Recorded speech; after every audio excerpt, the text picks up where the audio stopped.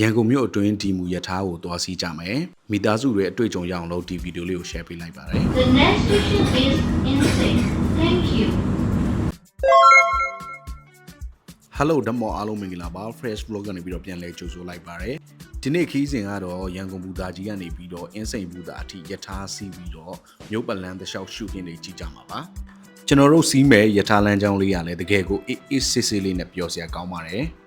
ရထားတွဲတွေကအရန်ကိုတန့်ရှင်းပြီးတော့ထိုင်ရတာလည်းတက်တောင့်တက်တာရှိတယ်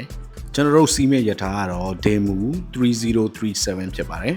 ဒီမူဆိုတာကကိုပိုင် engine ပါဝင်တဲ့အတွက်ကြောင့်မို့လို့ပို့ပြီးတော့မြန်တယ်ခီးသွားလာမှုကိုပို့ပြီးတော့တက်တောင့်တက်တာရှိစေတဲ့ခက်မီရထားဖြစ်ပါတယ်ရန်ကုန်ဘူတာကြီးကနေပြီးတော့ရထားထွက်ချိန်ကညနေ4နာရီခွဲဖြစ်ပါတယ်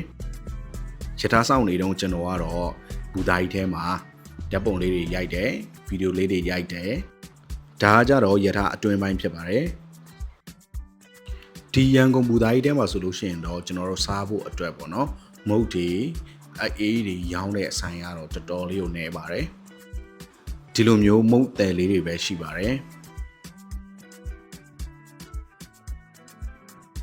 ရထားစီးမယ်ဆိုလို့ရှိရင်တော့အရေးကြီးဆုံးကတော့လက်မှတ်ပေါ့နော်လက်မှတ်ကိုတော့နိုင်ဝက်အလိုမှာရောင်းပေးပါတယ်လက်မှတ်တစ်ဆောင်ကို1000နဲ့ဝယ်ယူရတာပါလက်မှတ်ကိုတော့ဇင်းကြံလက်မှတ်ကောင်တာ6မှာဝယ်ရတာပါရထားလည်းအဲ့ဒီကနေပဲထွက်ပါတယ်ကဲဒါလေးကတော့ချစ်စရာကောင်းတဲ့ကျွန်တော်တို့မိသားစုလေးပဲဖြစ်ပါတယ်အချိန်လဲပြည့်တော့မှာဆိုတော့ရထားထဲဝင်ဖို့အတွက် ready ဖြစ်နေပါပြီရထားထဲဝင်တော့ကျွန်တော်တို့နေရာကောင်းလေးရခဲ့ပါတယ်အပြင်ကိုကြည့်ဖို့အတွက်မှန်ပရင်းပေါက်လေးတွေပါတော့အဆင်ပြေတာပေါ့နော်ရထားစီးဖို့အတွက်ကျွန်တော်နဲ့ကျွန်တော်တူလေးကတော့ ready ဖြစ်နေပါပြီဂိတ်စာအထွက်ကနေပြီးတော့လူအဲ့လောက်ကြီးမများဘူး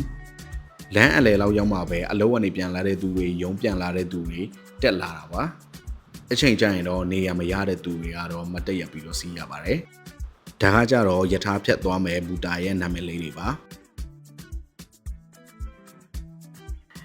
တောမတ်လေးရဲ့ပထမဆုံးယထာစီးဘူးရဲ့အတွေ့အကြုံလေးပါသူကတော့ဟိုကြည့်ဒီကြည့်နဲ့ပျော်နေရှာပါတယ်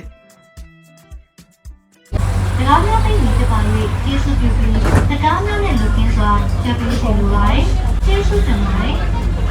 ရထားစီးတာပဲဖြစ်ဖြစ်ဘယ်နေရာပဲသွားပေါ့နော်ဒီလိုမျိုး instruction လေးတွေကိုတော့လိုက်နာပေးဖို့လိုပါတယ်တခါတလေမှာအပြင်ကမြင်ကွင်းတွေကိုငေးကြည့်ရင်းနဲ့အချိန်ကုန်တာကတကယ့်ကိုအပန်းဖြေစေပါတယ်